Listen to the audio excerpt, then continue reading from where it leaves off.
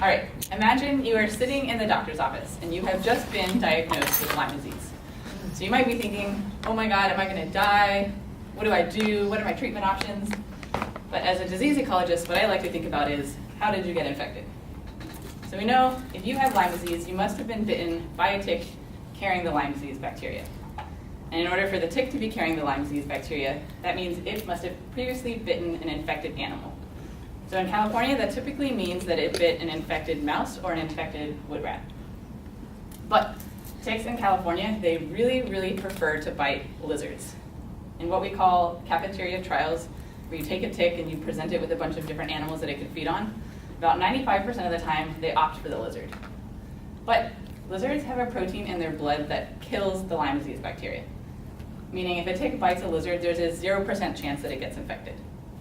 So what I was curious about is, how long does this protective effect from the lizard last? Meaning, if I take a tick and it's bitten a lizard, and now in the future it goes to bite an infected animal, can it even get infected, or is that lizard protein perhaps still in its body? So in order to test this, what I did, we went into the field and we pulled ticks off of lizards, and we pulled ticks off of mice, and we took them into the lab, and we fed them on infected mice. And then I tested them for the presence of the Lyme disease bacteria. And what I found is, for these ticks that originally fed on mice, about 15% of them got infected. But these ticks that originally fed on lizards, 100% of them got infected. Literally every single one got infected. These lizards are double agents. So what is going on here? I think it has to do with the tick microbiome.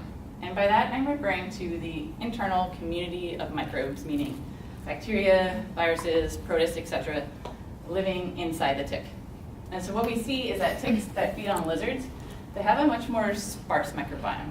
The bacteria in it are less abundant and less diverse compared to these ticks that fed on mice. They have a much more prolific, abundant, and diverse microbiome.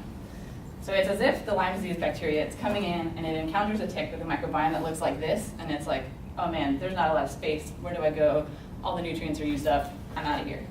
As opposed to when the Lyme disease bacteria encounters a tick with a microbiome that looks like this, it's like, oh yeah, all kinds of space. I'm going to settle on in here.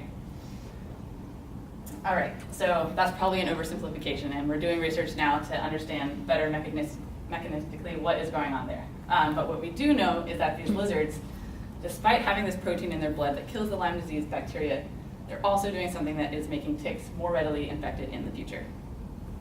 All right, so back to you in the doctor's office. You're going to be fine, by the way. Antibiotics are very effective against this disease agent. But I would encourage you in the future to stay vigilant for the double agent of Lyme disease, the lizard.